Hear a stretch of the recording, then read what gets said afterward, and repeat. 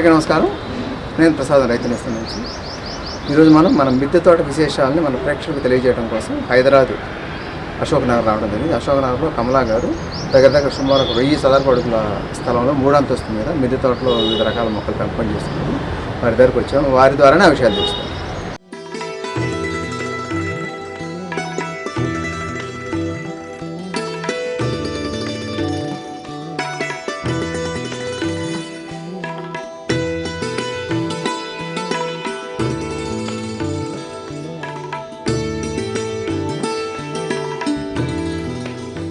నమస్తే మేడం. నమస్కారం సార్. మీ పేరు, జస్ట్ మీ పర్సనల్ ఇన్ఫర్మేషన్ చెప్పండి మేడం. నా పేరు కమల అండి. ఓకే. నేను అశోక్ నగర్లో ఉంటాను. ఆర్టీసీ క్రాస్ రోడ్స్ అనమాట, అశోక్ నగర్. నాకు 3 పిల్లలండి. మా హస్బెండ్ వచ్చి అడ్వకేట్గా ఉన్నారు. ఇప్పుడు ప్రస్తుతానికి ఆయన లేరండి.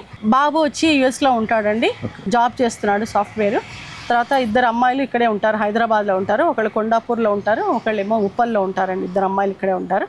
అందరికి పెళ్ళిళ్ళు అయిపోయాయి, అందరూ సెటిల్ అయిపోయారండి. సో నేను ఒకదాన్ని మిద్దె తోటలో సెటిల్ అయ్యాను సార్. అది సాడ్ ఇన్సిడెంట్ జరగకముందు అసలు మొక్కల గురించి ఐడియా లేదు అసలు. అంటే సారు ఇన్సిడెంట్ జరగకముందంటేనండి, అంతకు ముందు వరకు కూడా నేను బిజినెస్లో ఉండేదాన్ని కాబట్టి నాకు టైం ఉండేది కాదండి.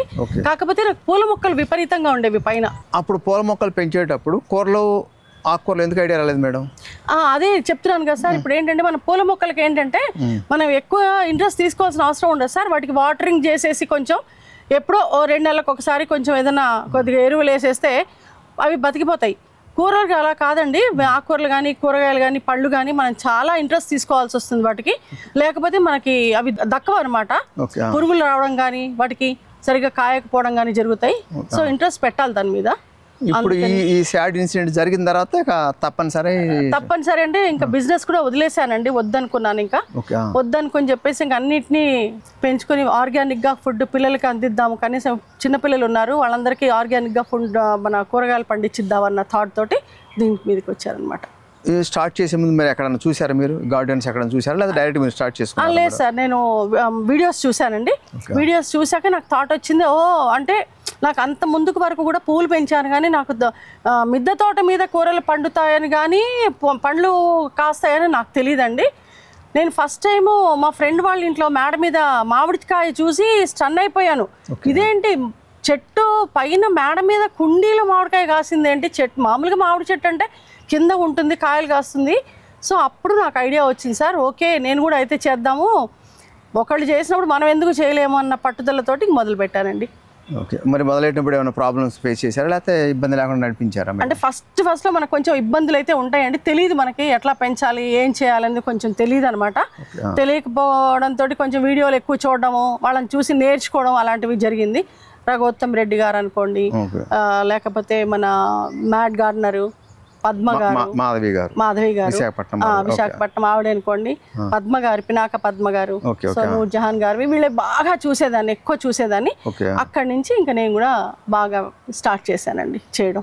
ఇప్పుడు మీరు మామూలుగా కుండీలు సెలక్షన్లో ఏమైనా ఎకనామికల్ ఆలోచించాలి, అయితే మామూలుగా వేగ్గా కొనేసారు వెళ్ళి? అంటే నేనేం ఆలోచించలేదండి.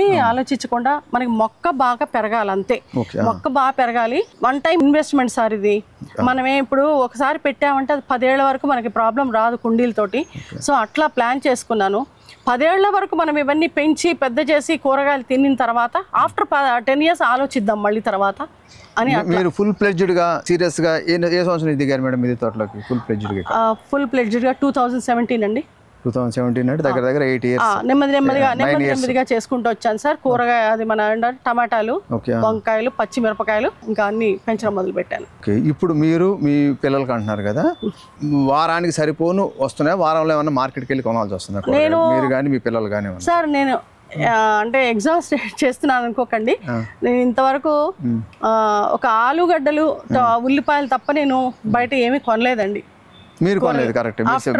మీరు సింగిల్ కాబట్టి మీరు సరిపోవచ్చు. పిల్లలకు కూడా ఇస్తారు? పిల్లలకి అన్ని అంటే వారానికి ఒకసారి వస్తారు కాబట్టి అన్ని ఇవ్వలేనండి. వాళ్ళు మధ్యలో కొనుక్కుంటారు వాళ్ళు. నేను వరకు కొనలేదు, అది నేను చెప్పింది. ఎక్కువ ఏ కూరగాయలు పండిస్తారు మేడం మీరు?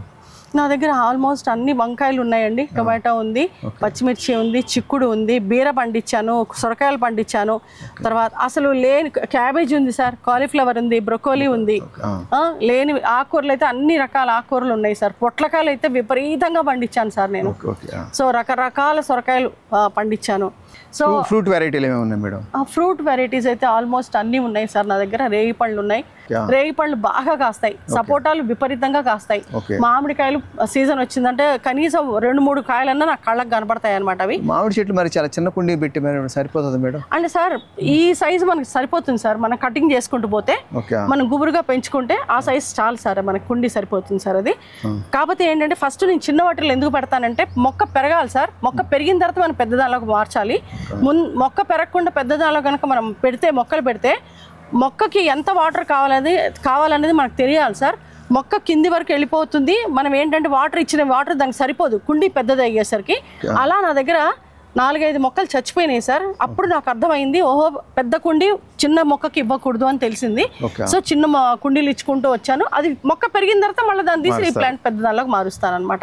మరి ఇప్పుడు మిద్దె మీద కదా మేడం మొక్కలు పెంచేది, మరి కింద అదే నీళ్లు స్లాబ్ మీద ఆగకుండా ఎలాంటి జాగ్రత్తలు తీసుకున్నారు సార్? నేను ఒక కరోనా టైంలో ఒకసారి మళ్ళీ ఫ్లోరింగ్ చేయించుకున్నానండి.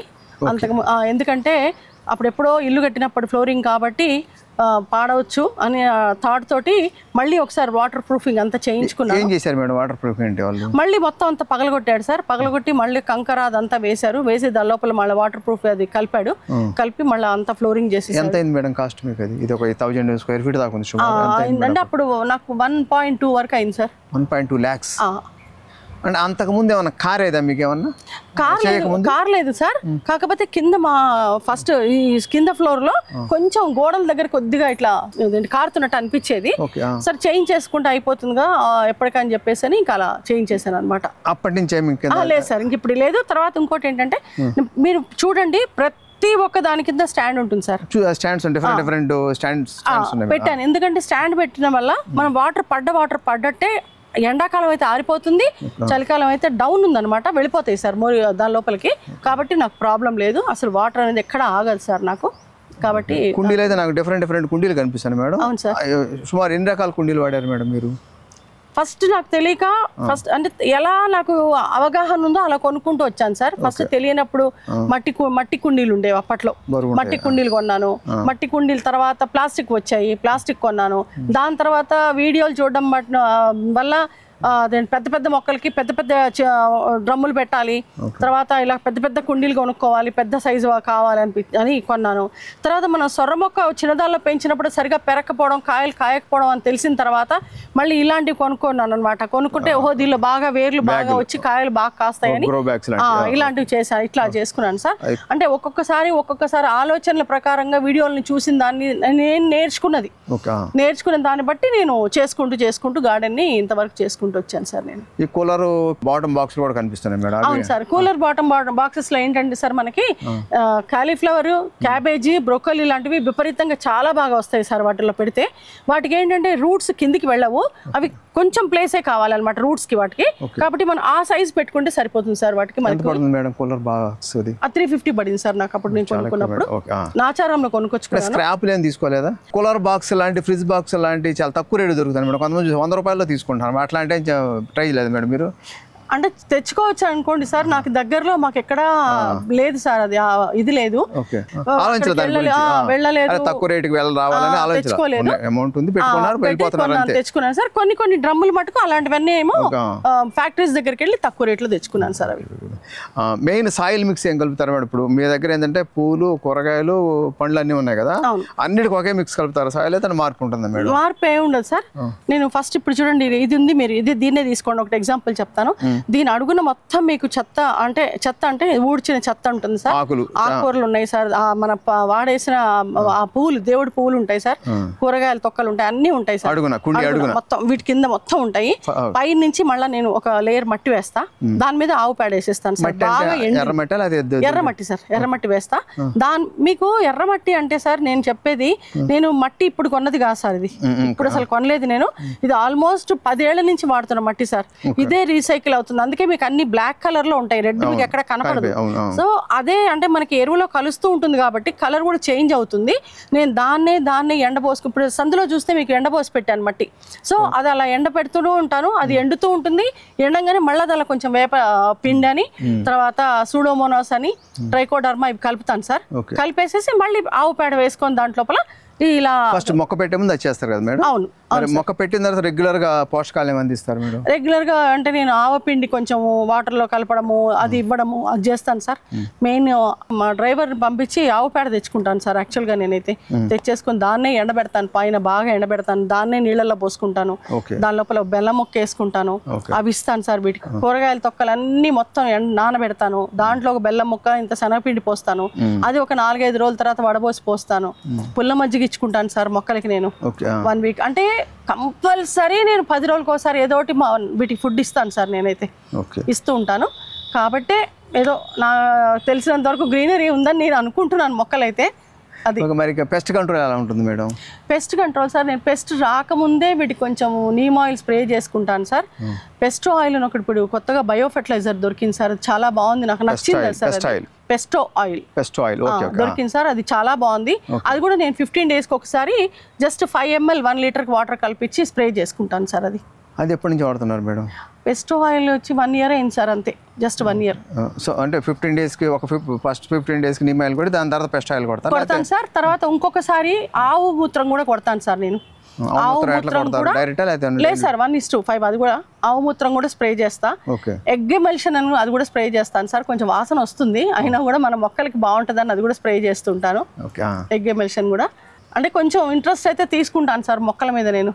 వాటికి ఎలాంటి మరి పెస్ట్ ఇబ్బంది ఏం పడలేదు మేడం? లేదు సార్, అంటే ఎప్పుడన్నా కొంచెం మనకు కనబడచ్చు, ఇప్పుడు చామంతులకి మెయిన్ చిక్కుళ్ళు కనబడతాను సార్, కానీ ఇప్పుడు లేదు, చూడండి మీరే చూడండి, ఎక్కడ లేదు, పెస్ట్ లేదు. సో అది ఏంటంటే మనం ముందరే గనక వాటికి ముందు జాగ్రత్త చేసుకుంటే రాకుండా మనం వాటిని కాపాడచ్చు సార్. వాటిని ఇప్పుడు మీరు చూస్తుంటే సిటీ మధ్యలో ఉంది మేడం, చుట్టూ మంచి రష్ ఉంది కదా, మరి చుట్టుపక్కల వాళ్ళు ఎవరు కూడా ఏమీ అనలేదా? లేదు సార్, దోమలు వస్తున్నాయి? లేదు, ఎవరి దగ్గర కంప్లైంట్ లేదు సార్. అందరూ ఆనందిస్తారు, మీరన్నా పెంచుకోగలుగుతున్నారు, మేము పెంచుకోలేకపోతున్నాం, మేము చేసుకోలేకపోతున్నాం అంటారు, అంతే.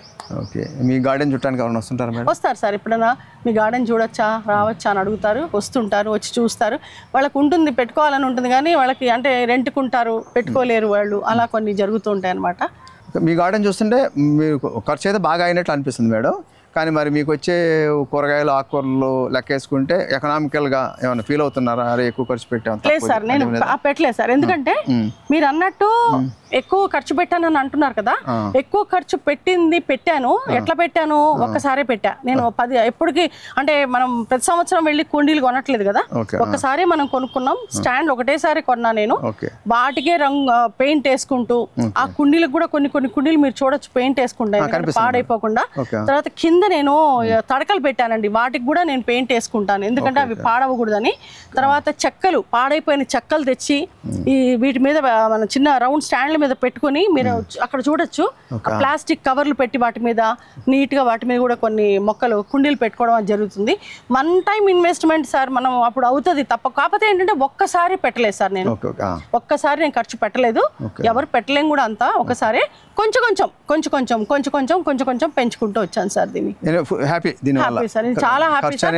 మర్చిపోయారు అంటే ఇప్పుడు ఫ్రూట్స్ అనుకోండి సార్, మనకి సీజన్ ఇప్పుడు సపోటాలు తినాలనిపిస్తుంది అనుకోండి, ఒక 4 సపోటాలు ఆర్గానిక్గా తింటే చాలు సార్, కిలోలు కొనుక్కొని తినాల్సిన అవసరం ఉండదు. రేగిపళ్ళు విపరీతంగా వస్తాయి సార్, నాకు సీజన్ వచ్చిందంటే గుత్తులు వస్తాయి, చాలు సార్ అవి. తర్వాత మామిడికాయలు అనుకోండి, సీజన్లో ఒక 4 పండ్లు వస్తాయి.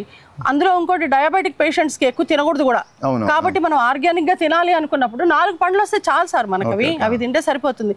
జామకాయలు డయాబెటిక్ పేషెంట్స్కి చాలా మంచిది, కాబట్టి అవి విపరీతంగా పెట్టుకున్నాను. చెట్లు బాగా వస్తాయి, కాయలు చాలా సరిపోతాయి సార్ నాకు.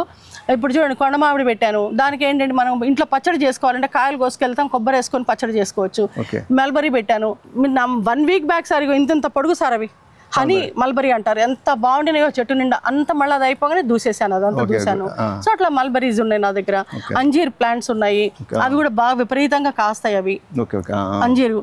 సో చాలు సార్, నాకు ఉన్నంత వరకు నా కూరగాయలు, నా పండ్లు మా ఇంటి వరకు సరిపోతాయి. కాస్త పిల్లలు ఎప్పుడైనా వచ్చినప్పుడు వాళ్ళకి ఇవ్వడానికి ఓకే సరిపోతాయి సార్ నాకు. వెరీ గుడ్ మేడం, మంచి సమాచారాన్ని అందించారు madam. Thank you madam, thank you very much. Thank you so much sir, నాకు ఈ ఆపర్చునిటీ ఇచ్చినందుకు thank thank you you. Sir. ఈ వీడియో మీకు నచ్చితే లైక్ చేయండి, ఇతరులకు షేర్ చేయండి. వీడియోపై మీ అభిప్రాయాన్ని కామెంట్ రూపంలో తెలపండి. మరిన్ని వ్యవసాయ వీడియోల కోసం రైతు నేస్తం యూట్యూబ్ ఛానల్ ని సబ్స్క్రైబ్ చేయండి. పక్కనే ఉన్న గంట సింబల్ నొక్కి నోటిఫికేషన్స్ ద్వారా తాజా వీడియోల సమాచారం పొందండి.